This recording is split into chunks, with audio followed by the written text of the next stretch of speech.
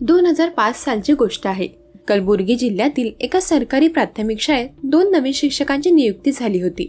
एक होता इम्तियाज अहमद, एक उत्साही आणि स्वप्नाळू तरुण, तर दुसरी होती लक्ष्मी, शांत आणि प्रेमळ स्वभावाची। दोघेही पदवीधर होते आणि सरकारी नोकरी मिळाल्याचा आनंद त्यांच्या चेहऱ्यावर स्पष्ट दिसत होता।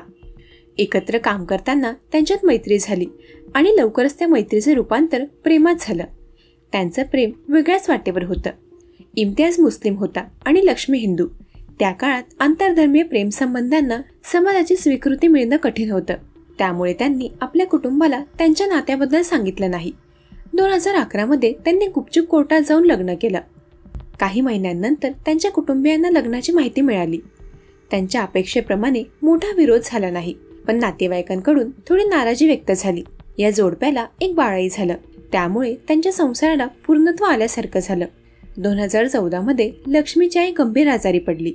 तिची काळजी घेण्यासाठी लक्ष्मीने आपली बदली शिवमोगा जिल्ह्यातील भद्रावती तालुक्यात करण्याची विनंती केली आणि लवकरच तिची बदली झाली।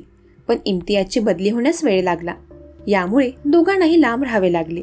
लक्ष्मीने भद्रावतीमध्ये एक घर भाड्याने घेतलं आणि ती मुलासोबत तिथे राहायला लागली। दरम्यान इम्तियाज दर आठवड्याला तिला भेटायला येत असे, पण दोघांचे वेगळं राहणं त्यांना असह्य होत होतं। लक्ष्मीला आपल्या जुन्या मित्राची, विशेषतः कृष्णमूर्तीची आठवण येऊ लागली। कृष्णमूर्ती तिचा बालपणीचा मित्र होता आणि तो भद्रावतीमध्येच राहायचा। त्यांनी एकमेकांशी संपर्क साधला आणि त्यांची मैत्री पुन्हा बहरली। लवकरच ती मैत्री एका वेगळ्याच नात्यात बदलली। इम्तियाजला या नव्या नात्याची कल्पना नव्हती। जेव्हा तो आठवड्याच्या शेवटी भद्रावतीला यायचा, तेव्हा लक्ष्मी कृष्णमूर्तीला आपला दूरचा नातेवाईक म्हणून ओळख करून द्यायची।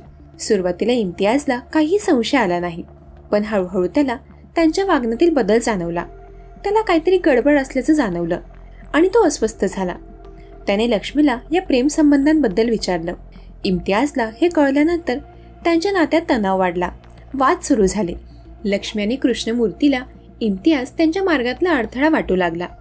8 जुलै 2016 रोजी सकाळी इम्तियाजचा मोठा भाऊ एजाज अहमदला लक्ष्मीचा फोन आला।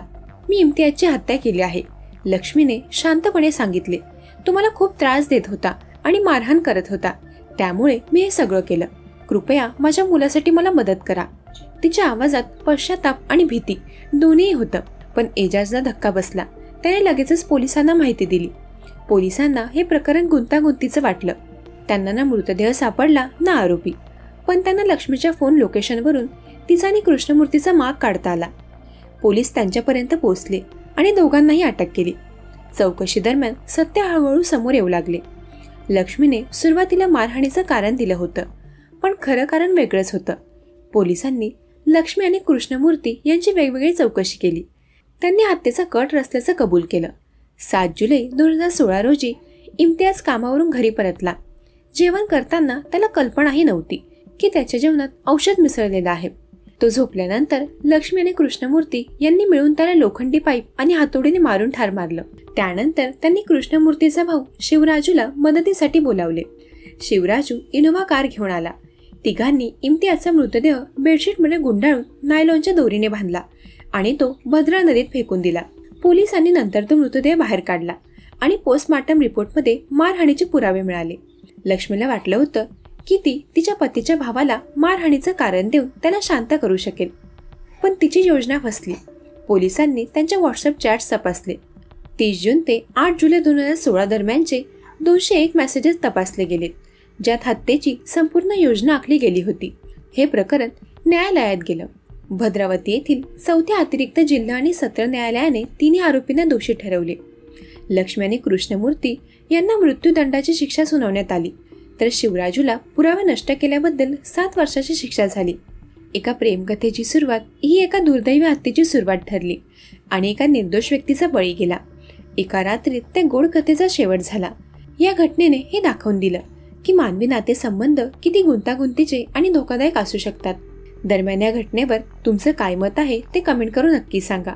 जर तुम्हाला अशा सत्यकथांमध्ये रस असेल तर क्राईम कोड मराठी या यूट्यूब चॅनलला जरूर सबस्क्राईब करा। तोपर्यंत सतर्क रहा, सावधान रहा। धन्यवाद।